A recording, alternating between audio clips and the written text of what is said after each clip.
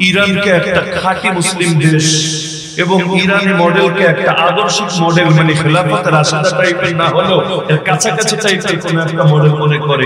ইরানের প্রধান ধর্মীয় নেতা যে আছে শেখ হামেনিকে মনে করে বাংলাদেশের শাইখুল ইসলাম বা এই টাইপের কোন বড় বড় ব্যক্তিত্ব, মানে সবচাইতে বড় হুজুর। আর দেখতে হুজুরই তো লাগে, মাথার মধ্যে কি সুন্দর পাগড়ি, মুখের মধ্যে কি সুন্দর দাড়ি, গায়ের মধ্যে কি সুন্দর জামা। এমনকি তাদের জন্য অনেকে নিয়মিত দোয়াও করে। এমনকি যখন কোনো মৃত্যু সংবাদ আসে, এই যে হিজবুল্লাহ প্রধান মারা গেল সংবাদ আসলো, অনেকেই কষ্ট পেয়েছে। তো কষ্ট তো পেতেই পারে, সেটা ভিন্ন আলাপ। কিন্তু অনেকে বলতে শুরু করে হাসান নাসরুল্লাহ ইন্না লিল্লাহি ওয়া ইন্না ইলাইহি রাজিউন রাহমাতুল্লাহি আলাইহি, আয় আল্লাহ তুমি তার জান্নাত দিয়ে দাও, আয় আল্লাহ তুমি তার কবরে আযাব maaf করে দাও, আয় আল্লাহ তুমি তাকে শহীদের সর্বোচ্চ মাকাম দিয়ে দাও। আরে ভালো কথা, এত আবেগ রাখার জায়গা থেকে কোথায়? যেই মানুষগুলো নবীর সাহাবীদেরকে গালি দেয়, শিয়াদের বর্তমানে এই যে মূলধারা যেটা ইরানের মধ্যে প্রতিষ্ঠিত, যেটা হিজবুল্লাহ হুতি আরো যত মাধ্যমে প্রতিষ্ঠিত, সবাই ভালো কাজ করলে ভালো, সেটা ভিন্ন আলাপ। কেউ যদি কাফেরও হয়, তো কাফের হয়েও যদি ভালো কাজ করে কোনো একটা, আমরা সেটাকে মন্দ বলবো না। আবু তালেব কোনো মুসলমান না, আমরা আবু তালেবকে মুসলমান মনেও করি না। আবু তালেবকে জান্নাতি বললে আমাদের ঈমানও থাকবে না, কারণ হাদিসে আছে আবু তালেব জাহান্নামী, আর জাহান্নামে সবচেয়ে হালকা আযাব হবে আবু তালেবের উপর। কিন্তু আল্লাহর কসম, ইসলামের জন্য আবু তালেবের এই পরিমাণ খেদমত আছে, আল্লাহ নবীর জন্য তার এই পরিমাণ কুরবানি আছে, যেটা আমার মতো হাজার উসামার কুরবানিকে এক পাল্লায় উঠালেও তো ধারে কাছে হবে। এমন কি সহিহ বুখারীর মধ্যে হাদিস আছে, ইন্নাল্লাহা লা ইউআইয়িদু হাযা দ্বীন বিরাজুলিল ফাজির, নিশ্চয়ই আল্লাহ পাপিষ্ঠ লোকের দ্বারা কখনো ইসলামকে বিজয়ী করেন, ইসলামকে শক্তিশালী করেন, যে নিজেই জাহান্নামী কিন্তু আল্লাহ তার দ্বারাই জান্নাতি কাফেলা মুসলমানদের ইসলামকে দ্বীনকে শক্তিশালী করেন। আল্লাহ তো চাইলে সবই পারেন। আল্লাহ চাইলে ল্যাংড়া মশারেও তার বাহিনী বানিয়ে নমরুদকে শেষ করে দিতে পারেন। আল্লাহ চাইলে পানিকেও তার অধীন বানিয়ে ফেরাউনকে চুবিয়ে ধ্বংস করতে পারেন। আল্লাহ চাইলে পাখিকেও বিশাল আর্মি ফোর্স বানিয়ে আল্লাহ চাইলে সেই আব্রাহার হস্তি বাহিনীকে ধ্বংস করে দিতে পারেন। আল্লাহ চাইলে করোনাকে তার একটা ফোর্সে পরিণত করে আমেরিকার মতো শক্তি সুপার পাওয়ারের অর্থনীতিকেও নড়বড় করে দিতে পারেন। আল্লাহ পারেন নাকি? আল্লাহ যা চান সবই পারেন। এমনকি আল্লাহ জালেমকে দিয়েও জালেমকে শায়েস্তা করতে পারেন। আল্লাহ নবী সাল্লাল্লাহু আলাইহি ওয়াসাল্লামের চিঠি ছিঁড়ে বেয়াদবি করেছিল যে বাদশা, পারস্যের বাদশা খসরু পারভেজ। আল্লাহ নবী বদদুয়া দিয়েছিলেন, হে আল্লাহ আমার চিঠি ছিঁড়ে টুকরো টুকরো করলো কেন? শুধুমাত্র এই কারণে নবী চিঠির মধ্যে নিজের নামটা আগে লিখেছিল, তার নামটা পরে লিখেছিল। স্বাভাবিক তো এটাই, প্রেরকের নাম আগে, প্রেরক মানে যে পাঠায়। আগে যারা চিঠি লিখতেন মুরব্বীরা ভালো বোঝার কথা, প্রেরকের নাম আগে আর প্রাপক মানে যার কাছে পাঠানো হচ্ছে তার নাম পরে। তো নবীও এভাবে চিঠি লিখেছেন, মিন মুহাম্মাদিন রাসূলুল্লাহ ইলা কিসরা আযীম ফারিস। এই চিঠি আল্লাহ রাসূল সাল্লাল্লাহু আলাইহি ওয়াসাল্লাম মুহাম্মাদের পক্ষ থেকে প্রেরিত, এবং এই চিঠিটা কার উদ্দেশ্যে? পারস্য সম্রাট খসরু পারভেজের উদ্দেশ্যে। স্বাভাবিক একটা ব্যাপার, কিন্তু এটা দেখে তেলে বেগুন জ্বলে উঠলো। আরে কোন দেশের, কোন আরবের মরুভূমির কোন বেদুইন নিজের নাম লিখেছে আগে, আর আমার মতো সুপার পাওয়ার বাদশা তার নাম লিখেছে পরে। নাউযুবিল্লাহ। আজকাল তো নবীর ওয়ারিসদের সঙ্গে একই আচরণ চলে। মাহফিলের মধ্যে হুজুরের নাম কেন থাকবে উপরে? আর আমি এত টাকাওয়ালা, এত বড় ক্ষমতাওয়ালা, আমার নাম কেন থাকবে নিচে? এজন্য মাহফিলই হতে দিবে না, প্রশাসনের সহযোগিতা নিয়ে কোরআনের মাহফিল বন্ধ করেছে। এমন পাপিষ্ঠ, এমন জ্ঞান পাপী দুনিয়াতে আছে নাকি নাই? অথচ নাম লেখার ক্ষেত্রে আদব আছে।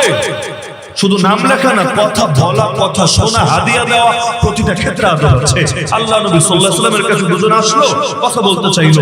নবী বলেন, কাব্বির, আরে যে বড় তাকে আগে বলতে দাও। এমনকি কোনো কিছু দেওয়ার ক্ষেত্রে পর্যন্ত আদব আছে। প্রতিটা ক্ষেত্রেই তো ইসলাম আদবের শিক্ষা দিয়ে দিয়েছে। যেমন আল্লাহ নবীর কাছে আবু সুফিয়ান যখন আসলো, মক্কা বিজয়ের আগের রাতের কথা, আবু সুফিয়ান বের হয়েছে দেখার জন্য, কি রে বাহিনী এসেছে মক্কায় হামলা করবে, দেখি তো বাহিনীতে কয়জন আছে, অস্ত্র কি পরিমাণ আছে। এটাকে রেকি করা বলে। রেকি করার জন্য বের হয়েছে, কিন্তু বের হয়ে নবী সাল্লাল্লাহু আলাইহি ওয়াসাল্লামের এক সাহাবীর হাতে ধরা খেয়ে গেছে। সে বলছে, চল রে আবু সুফিয়ান, তোরে এবার নবীর কাছে নিয়ে যাব। আবু সুফিয়ান বলে, না আমারে নিও না, নবী আমারে মেরে কেটে টুকরা টুকরা করে ফেলবে।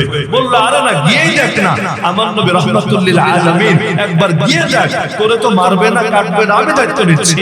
উপরন্তু এমন ভালো কিছু তুই দেখবি, তোর অন্তর জড়িয়ে যাবে। তার মন সায় দিচ্ছিল না, কারণ যখন আবু জাহাল মরার পর সেই ছিল আবু জাহালের স্থলাভিষিক্ত, সে ভাবছিল কালকে যুদ্ধ হবে এই মক্কাবাসীর সাথে আল্লাহ রাসূল এবং তার সাহাবীদের, আজকে রাতে আমারে পাবে, আমি প্রধান সেনাপতি, আর আমারে কিচ্ছু বলবে না, আমারে ছেড়ে দেবে, বিশ্বাসই হচ্ছিল না। তারপর সেই সাহাবী যখন জোরাজোরি করলেন, সে বলল ঠিক আছে চলো দেখি ভাতিজা মুহাম্মদ কি আচরণ করে আমার সাথে।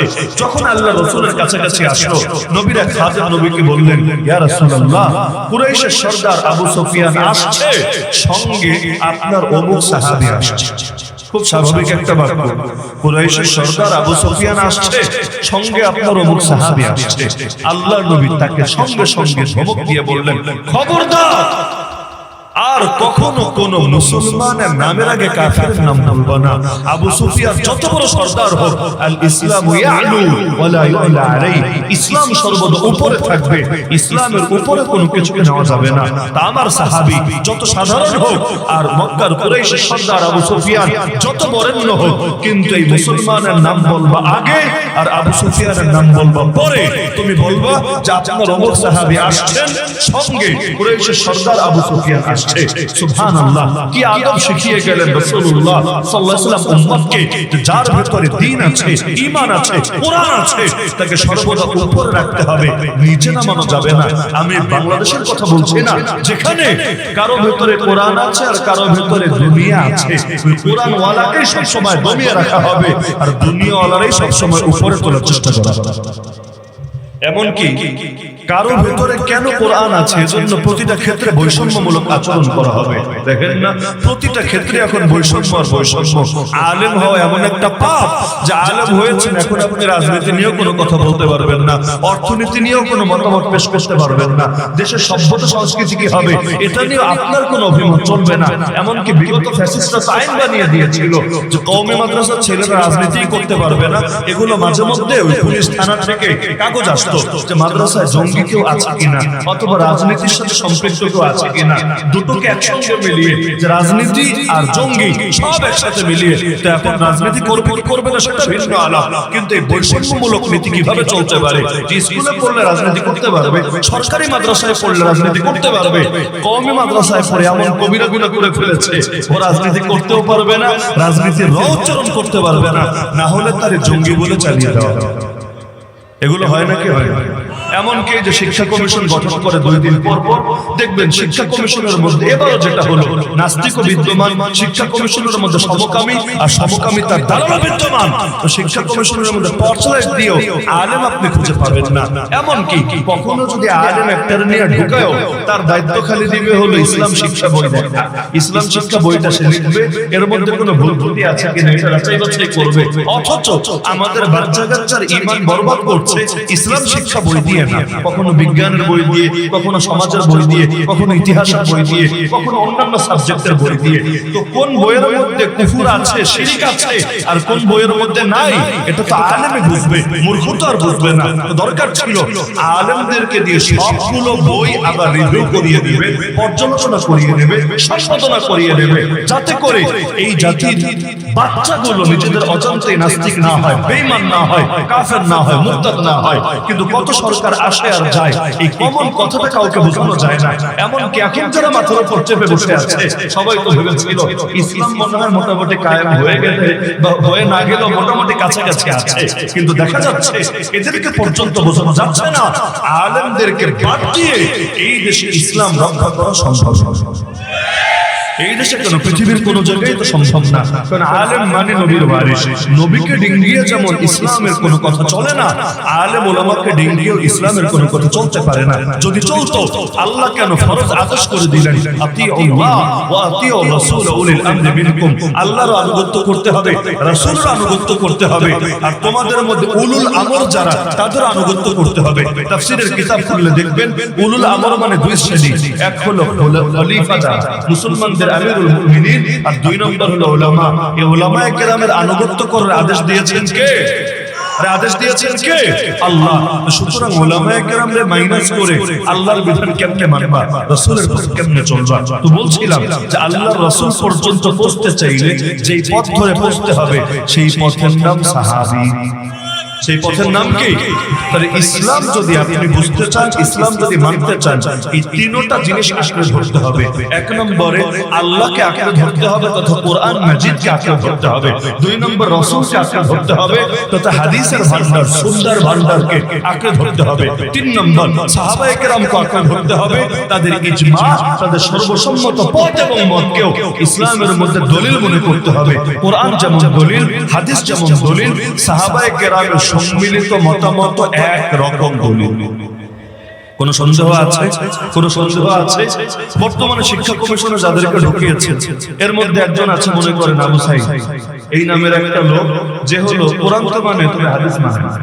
সে নিজে ফতোয়াবাজি করেছে, জেনারেল লোক, কিন্তু ধর্মীয় স্কলার সে যে ফতোয়াবাজি করেছে তারাবির নামাজ পড়া জায়েজ নেই। রাকাত 8টা পড়বেন না 20টা, ওই মাসালা বা তারাবির নামাজ পড়া জায়েজ নাই।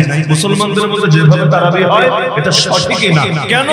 আল্লাহ নবী সাল্লাল্লাহু আলাইহি ওয়াসাল্লাম এভাবে সবাইকে নিয়ে সারা মাস ব্যাপী তারাবি পড়েন নাই। যেহেতু পড়েন নাই, এটা পরবর্তীতে আবিষ্কার করেছে কারা?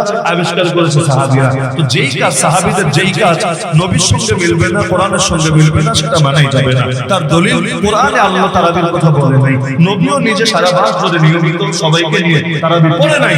সুতরাং এখন এই তারাবি ইসলাম সম্মত না। কেউ যদি নিয়মিত তারাবি পড়ে সে ভালো কাজ করলো না, মন্দ কাজ করলো না। তাহলে আমাদের দলিল কয়টা হলো? তিনটা। এক নম্বরে আল্লাহর কিতাব, দুই নম্বরে নবীজির সুন্নাত, আর তিন নম্বরে সাহাবায়ে কেরাম রাদিয়াল্লাহু আনহুম আজমাইনের আদর্শ। দলিল কয়টা হলো? আরে দলিল কয়টা হলো? কেউ যদি বলে যে কোরআন তো মানি কিন্তু হাদিস মানি না, ঈমান থাকবে না বেঈমান হবে? বাংলাদেশে এমন দল আছে, একটা না কয়েকটা আছে। এক দলের নাম হলো আহলে কোরআন। খুব সুন্দর শব্দ, আহলে কোরআন। বাংলা অনুবাদ করলে অর্থ হবে কোরআনের ধারক এবং বাহক। নাউযুবিল্লাহ। অথচ এদের নীতি হলো, এদের বিশ্বাস হলো কোরআন মানা যাবে, হাদিস মানা যাবে না। কেন? তাদের মতে হাদিস সব বিকৃত হয়েছে। হাদিস লেখা হয়েছে নবী দুনিয়া থেকে যাওয়ার বহুকাল পরে, এগুলো সব ভুয়া। মূল দলিল থাকবে কোরআন, আর যেটা কোরআনে আছে ওটার পক্ষে যদি কোনো হাদিস পাওয়া যায় হুবহু একই কথা, সেটা মানা যাবে। কিন্তু যদি কোনো হাদিস অতিরিক্ত কিছু পাওয়া যায় যেটা কোরআনে নাই, সেটা মানা যাবে না। এজন্য তারা বহুত বিধান মানে না। জেলার মধ্যে গিয়ে আমরা একটা দল পেয়েছিলাম, আল্লাহর দল। কি নাম? আল্লাহর দল। তারাও আমরা দেখতাম নামাজ পড়ে হলে 3 ওয়াক্ত, আমরা পড়ি 5 ওয়াক্ত, তারা পড়ে কয় ওয়াক্ত? 3 ওয়াক্ত। 3 ওয়াক্তের প্রতিটা নামাজ আবার 2 রাকাত করে, সব নামাজ 2 রাকাত করে। আগেও কোনো সুন্নাত নাই, পরেও সুন্নাত নাই, আর বেতের কোনো প্রশ্নই নাই, 2 রাকাত করে নামাজ পড়তো। তারা বলতো যে কবরের আযাব বা এই যে বরজখের জীবন এগুলো ভুয়া, এগুলো মোল্লা মুন্সিদের আবিষ্কার, বাস্তবে এগুলো কিছু হবে না। কিয়ামতের দিন নবী সুপারিশ করবে, এটা ভুয়া, বাস্তবে এমন কিছু ঘটবে না, এগুলো মোল্লা মুন্সিদের আবিষ্কার। এরকম বহুত উদ্ভট ফতোয়া। এদের দলিল কি? দেখতাম এরা সারাদিন কোরআন পড়ে, খুব মনোযোগ দিয়ে পড়ে, আরবি তো পড়তে পারে না। আরবি পড়তে গেলে অনুবাদের বাংলা অক্ষরগুলো, বাক্যগুলো পর্যন্ত মুখস্থ করে রাখে। কথা বললে হুজুর এটা কয় নম্বর সূরা, কয় নম্বর আয়াত, যদি আপনি বলে দেন বাংলা শুনিয়ে দিবে ঠাস ঠাস করে। তার মানে মোটামুটি কোরআনের শব্দ আর অর্থগুলো তার ভেতরে বসে গেছে, আরবিটা না পারলেও। তো কোরআন খুব মানে কিন্তু হাদিস মানে না, এমন লোক যদি পাওয়া যায় তাহলে মুসলমান বলবেন না বেঈমান বলবেন? নিঃসন্দেহে বেঈমান বলবেন। দ্বিতীয় একটা গ্রুপ আছে, এরা বলবে যে কোরআনও মানি, হাদিসও মানি, সাহাবী মানি। নাউযুবিল্লাহ। এখন এমন লোক আছে কিছু যারা বলবে সব সাহাবী মানে না। কেন? সাহাবীরা নিষ্পাপ ছিলেন না, সাহাবীরা বিভিন্ন ভুল করেছেন, বিভিন্ন পাপ করেছেন, সুতরাং তাদের মানা যাবে না। আর একদল আছে তারা বলে কিছু সাহাবীকে মানি, কিছু সাহাবীকে মানি না। এর মধ্যে হলো আমাদের এই ইরানের লোকেরা, ইরানের মূলধারাটা, যারা এখন ক্ষমতাশীল এবং তাদের যতগুলো বাহিনী আছে। তো কাউকে যুদ্ধ করতে দেখলেই খুশি হওয়ার দরকার নাই, মনে হয় এরা ইসলামের মুজাহিদ হয়ে গিয়েছে। কেন? কারণ তুমি জিহাদ করবে ইসলাম কায়েমের জন্য, আর সারাদিন আবু বকরকে গালি দিবা, ওমরকে গালি দিবা, ওসমানকে গালি দিবা, আম্মা জান আয়েশা রাদিয়াল্লাহু আনহাকে নিয়ে খারাপ মন্তব্য করবা, আর তুমি বলবা যে ইসলাম কায়েম করছো। আল্লাহর কসম, মুসলমান এটাকে কিছুতেই ইসলাম বলে বিশ্বাস করবে না।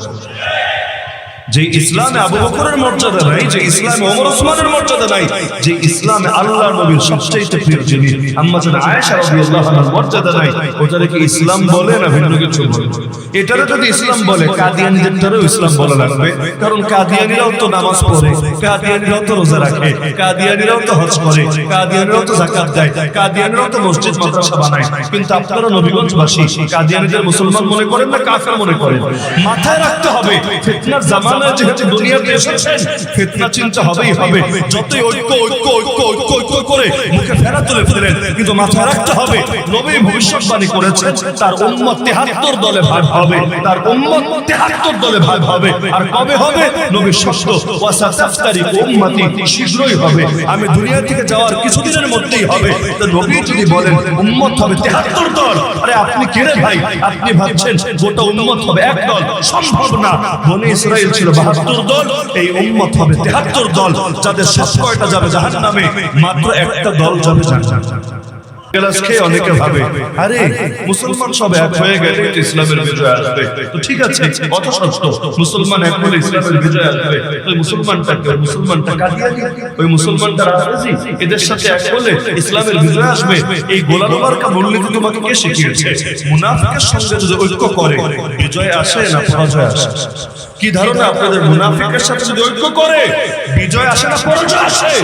এই কাদিয়ানীর সাথে ঐক্য করবেন আপনি আর ইসলাম বিজয় করবেন? আরে কিভাবে করবেন? সারাদিন বসে বসে যে প্ল্যান প্রোগ্রাম সাজাবেন সব দেখবেন আপনার দলের কর্মীরা জানার আগে লন্ডনে জেনে গিয়েছে, সিএ জেনে গিয়েছে, মোসাদ জেনে গিয়েছে।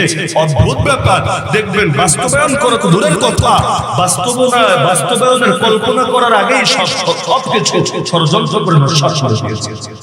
হক জিন্দা হবে, হক তরিকা। লোক বেশি হলেই বিজয় আসবে আর লোক কম হলেই পরাজয় আসবে এমন না। ইমাম মাহদি যখন ইসলামকে বিজয় করবেন তার সঙ্গে খুব অল্প লোকই থাকবে, বেশি লোক থাকবে না। প্রথমে 313 জন লোক মাত্র তাকে বায়াত দেবে। এমনকি যখন কনস্টান্টিনোপলে ইসলাম বিজয় করবেন, আল্লাহর জমিনে সেই খ্রিস্টবাদের পতন ঘটিয়ে ইসলামের পতাকা সমুন্নত করবেন, ওই সময় তার সঙ্গে মাত্র লাখখানেক লোক থাকবে। তো লোক বেশি হলেই বিজয় আসবে আর লোক কম হলেই পরাজয় আসবে, এগুলো কোনো কথা না। যদি এমনই হতো বর্তমান দুনিয়ায় ইসলামকে বিজয়ী করতে হবে, এই মতের লোক কম না রে ভাই, লোক কিন্তু বহুত, কিন্তু বিজয় আসে না কেন?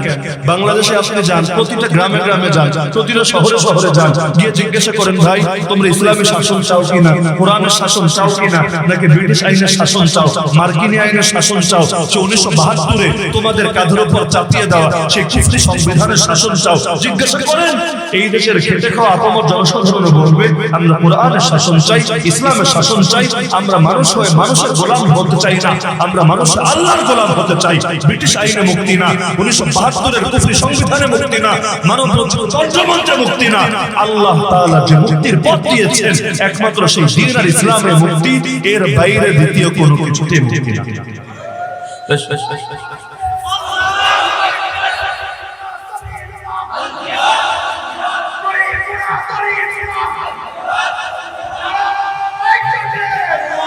সবাই যদি মুক্তি চায় মুক্তি হয় না কেন? সবাই যদি ইসলাম চায় ইসলাম হয় না কেন? কারণ সমস্যা চাওয়ায় না, সমস্যা হলো তরিকায়।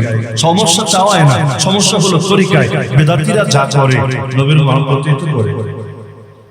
বিশ্বাস হয় না? ওরা সবাই যে ধান্দাবাজ, বিষয়টা কিন্তু এমন। ওদের মধ্যে বড় বড় হুজুর টাইপের যেগুলো আছে এগুলো ধান্দাবাজ, বাস্তবে ধান্দাবাজ। কারণ ওরা কম পড়ুক বেশি পড়ুক দলিল বোঝার মতো যোগ্যতা ওদের আছে, অল্প হোক বেশি হোক যোগ্যতা আছে। এই এত যুগের পর যুগ, যুগের পর যুগ হকপন্থী ওলামায়ে কেরাম দলিল দিয়ে যাচ্ছে, দিয়ে যাচ্ছে, দিয়ে যাচ্ছে, দিয়ে যাচ্ছে, কারো মাথায় কিছুই ঢোকে না। এমন গোবর মার্কা মাথা আসলে ওদের না। ওরাও বোঝে কোনটা সত্য কোনটা মিথ্যা, তারপরও মানে না কেন?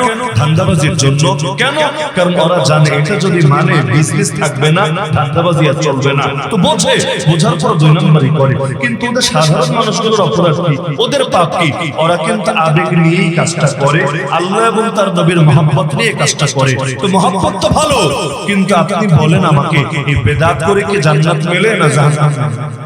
তাহলে ইচ্ছা তো ভালোই ছিল, তাহলে ইচ্ছা যদি ভালোই থাকে তাহলে তাদেরকে আপনি জাহান্নামে কেন বলছেন? কারণ হলো ইচ্ছা ভালো হলেই হয় না, তরিকাও ভালো হওয়া লাগে। কারো ইচ্ছা হলো বাচ্চা মাদ্রাসা যাবে, বাচ্চা মাদ্রাসায় যাবে, এজন্য জিনা করা যায় না।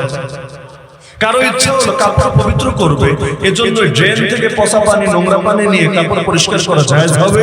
কারো ইচ্ছা হলো সে আগামী দিনে ভালো কোনো কাজ করবে, এজন্য গরুর মূত্র খেয়ে খেয়ে শক্তি যোগানো হিন্দুদের মতো, মানে উগ্রদের মতো, এটা কি জায়েজ হবে? হবে না। বরঞ্চ তরিকাও কিন্তু ভালো হওয়া লাগবে। ইচ্ছা ভালো হলেই হবে না। নামাজ পড়া ভালো না খারাপ? আরে ভালো না খারাপ? কিন্তু যখন সূর্য ওঠে, যখন ডোবে, যখন ঠিক মাথার উপরে থাকে, এই তিন টাইমে নামাজ পড়লে খুব সওয়াব হবে না গুনাহ হবে? রোজা রাখা ভালো না খারাপ? কিন্তু রমজানের রোজার দিন, মানে ঈদুল ফিতরের দিন, অথবা কোরবানির ঈদের দিন, ঈদুল আজহার দিন, অথবা কোরবানির ঈদের পরের 3 দিন, এই বছরে 5 দিন রোজা রাখলে ভালো হবে না খারাপ হবে? সওয়াব হবে না গুনাহ হবে? কেন? কারণ জিনিস ভালো হলেই হয় না রে ভাই, নিয়ত ভালো হলেই হয় না রে ভাই, বরঞ্চ তরিকাও ভালো হওয়া লাগে। শিয়ারা ইসলামের বিজয় চায়, ভালো কথা, ইসলামকে বিজয় করবে, শুনতে তো মজাই লাগে, তো তোমার তরিকাও তো ভালো হওয়া লাগবে। তুমি সাহাবীরা গালি দিয়ে দিয়ে ইসলামের বিজয় করবা, আর ওই ইসলাম দেখে মুসলমান খুশি হবে? কিছুতেই সম্ভব না। এর জন্য একজন না, তোমরা 1000 জন যদি জান কুরবান করো, তবুও তোমাদেরকে শহীদ বলা আমাদের পক্ষে সম্ভব। তো এখন যে প্রসঙ্গে বলছিলাম যে 1 নম্বরে আল্লাহর কোরআন আঁকড়ে ধরতে হবে, 2 নম্বরে নবীজির সুন্নাহ আঁকড়ে ধরতে হবে, 3 নম্বরে সাহাবায়ে কেরামের আদর্শ আঁকড়ে ধরতে হবে। এই তিনের বাইরে যা আসবে সেটারে বর্জন করতে হবে। কেউ বলতে পারে হুজুর আরেকটা না আছে, ইমামদের কিয়াস আছে না? ইমামদের কিয়াস, ইমামদের গবেষণা, সেটার কি হবে? নুরুল আনওয়ার কিতাব খুললে জবাব পেয়ে যাবেন। মূলনীতি মূলত তিনটাই। ওয়াল আসলুর রাবিউ আল কিয়াস, ইয়ানি আল মুস্তানবাতু মিনাল আদিল্লাতি সালাসা। মূলত দলিল এই তিনটাই, কোরআন, সুন্নাহ, ইজমা। আর কিয়াস তথা ইমামদের গবেষণা, এটা এই তিনটার ভিত্তিতেই হতে হয়। এই তিনের বাইরে গিয়ে কেউ যদি গবেষণা করে নতুন কোন মত প্রদান করে, ওটাকে ইমামদের কিয়াস আর ইজতিহাদ বলে না, ওটাকে ভণ্ডের ভণ্ডামি। যেমন বাংলাদেশে এমন কিছু লোক আছে যারা মাজারে সেজদা দেয়, নাই মনে হয়? নাই মনে হয়? আচ্ছা, নবীগঞ্জ বাংলাদেশে বহুত আছে মাজারে সেজদা দেয়। যারা দেয় ওদের কি কোনো দলিল নাই? পৃথিবীতে দলিল নাই কার রে ভাই? এখন দেখেন না, গাঁজা খাওয়ার পক্ষেও দলিল চলে এসেছে, স্পষ্ট মিডিয়ার সামনে বলছে। লুকিয়ে চুকিয়ে বললে আর আমরা এটা প্রচার করলে মানুষ বলতে আমরাই পাগল, আমরা বানিয়ে কথা বলছি। মিডিয়ার সামনে বলছে। বাংলাদেশের এমন লোক কম আছে যে মিডিয়ায় থাকে কিন্তু এই সহি দলিলটা দেখে নাই। 2.5 গ্রাম পর্যন্ত গাঁজা খাওয়া যাবে, বেশি খাওয়া যাবে না, এই পরিমাণ খাওয়া যাবে 2.5 গ্রাম। কেন? যে এটা আল্লাহর মাখলুক, আল্লাহর নিয়ামত, আল্লাহই তো সৃষ্টি করেছে। বান্দা তো সুস্থ না, বান্দা কোনো কিছু সৃষ্টি করতে পারে না। তো গাঁজা এই পাতাটাও তো আল্লাহ সৃষ্টি করেছে, আর আল্লাহর নিয়ামতের শুকরিয়া আদায় করতে হয়, না শুকরিয়া না। তো যদি নাই খায় জীবনে, শুকরিয়া আদায় করবে কিভাবে? খেলে না আলহামদুলিল্লাহ বলতে পারবে, এটার উপর আল্লাহ তারিফ করতে পারবে। কোরআনে আল্লাহ বলেছেন ফাবি আইয়ি আলাই রাব্বিকুমা তুকাযিবান, এই আয়াত দিয়ে দলিল দিয়েছে রবের কোন নিয়ামত অস্বীকার করবা? তো গাঁজাও একটা নিয়ামত, অস্বীকার করা যাবে না। স্বীকার করার জন্য 2.5 গ্রাম নাকি খাওয়া যাবে, বেশি খেলে আবার পাপ হবে, কারণ লিমিট ক্রস করা নাকি খারাপ। নাউযুবিল্লাহ। তো গাঁজা খাওয়ার পক্ষেও যদি দলিল দিতে পারে, এমনকি একই বক্তব্যে এটার পক্ষেও দলিল দিয়েছে। তাকে জিজ্ঞাসা করেছে, সুন্দরী নারী যদি হেঁটে যায় আপনার সামনে দিয়ে কি করবেন, অথবা মানুষের কি করা উচিত? সে জবাব দিয়েছে, মনোযোগ দিয়ে গভীর ভাবে দেখা উচিত। কেন? যুক্তি দিয়েছে, এখানে আয়াত বলতে পারে নাই, যুক্তি দিয়েছে। আরে সুন্দরী নারী দেখবে, তবে অশ্লীলতার দৃষ্টিতে না, কুদৃষ্টিতে না, খারাপ দৃষ্টিতে না, বরঞ্চ তার সৌন্দর্য দেখে দেখে মনে মনে মারিফতের সাগরে ডুব দিবে। চিন্তা করবে, আরে দুনিয়ার এক মাখলুক যদি এত সুন্দর হয়, না জানি খালেক কত সুন্দর। আল্লাহ কত সুন্দর, এটা বোঝার জন্য বেডি দেখতে হবে, এটা বোঝার জন্য রাস্তা দিয়ে হেঁটে গেলে সুন্দরী নারী দেখতে হবে, না হলে শুকরিয়া আদায় করতে হবে না। এতকাল পর্যন্ত নবী রাসূল, সাহাবী, তাবেঈ, তাবেঈ, ইমামরা, বুজুর্গরা, সালাফে সালেহিনরা কেউ আল্লাহ শুকরিয়া আদায় করে নাই। এখন নারী দেখে দেখে শুকরিয়া আদায় করতে হবে, নাউযুবিল্লাহ। তো যেই দেশে এই সমস্ত আকামের পক্ষেও দলিল চলে, তাও কোরআন দিয়ে, হাদিস দিয়ে, ওই দেশে কোন ভণ্ডা মিয়াভুল আছে যেটার পক্ষে দলিল চলবে না? এখন মাজারে যারা সেজদা করে, ওদের দলিল নাই? আরে নাই। এমন কি আমরা যদি ওদের পাকড়াও করি না যে সেজদা করলা কেন, ওরাও দেখিয়ে দেয়, হুজুর এই যে দেখেন মাজারে লেখা আছে সেজদা দেওয়া নিষেধ, এই যে দিল না, দেয় নাই হুজুর, সেজদা দেয় নাই। আপনারা বুঝেন না, সেজদা তো হলো আমরা আল্লাহর দেই, ইবাদতের নিয়ত দেই। এটা মূলত মাটিতে চুমু খেয়েছে আর জমিনে কপাল ঠেকিয়েছে। কারণ এই জমিনের সাথে আমার পীর বাবার সম্পর্ক আছে। তো পীর বাবার মহব্বতে মাটিতে চুমু খেয়েছে, মাটিতে চুমু খেয়েছে, কারণ পীরে তো আর খুঁজে পাচ্ছে না, মাটির তলে চাপা আছে। যেই মাটিতে পীর শুয়ে আছে ওই মাটিতে চুমু খেয়েছে আর কপাল ঠেকিয়েছে, সেজদা দেয়নি। যদি জিজ্ঞাসা করি সেজদা কোন ভাষার শব্দ, কেউ তো বলতে পারে না। যারা জানে বলে আরবি ভাষার শব্দ। এর বাংলা অর্থ কি এখন আর জানে না। বলে দেই, বাংলা অর্থ হলো মাটিতে কপাল রাখা। সেজদার বাংলা অর্থ কি? মাটিতে কপাল রাখা। ওয়াদাল জাবহাতি আলাল আরদ। যেমন রুকু অর্থ কি? রুকু অর্থ দাঁড়ানো থেকে ঝোঁকা, আল ইনহিনা, ঝোঁকা। তো রুকু মানে ঝোঁকা। কেউ যদি বলে রুকু দেই নাই তবে ঝুঁকেছি, এটা যেমন ফালতু মার্কা কথা। কেউ যদি বলে সেজদা দেই নাই, মাটিতে কপাল রেখেছি, এটাও একই কথা। এটা হলো এই টাইপের কথা।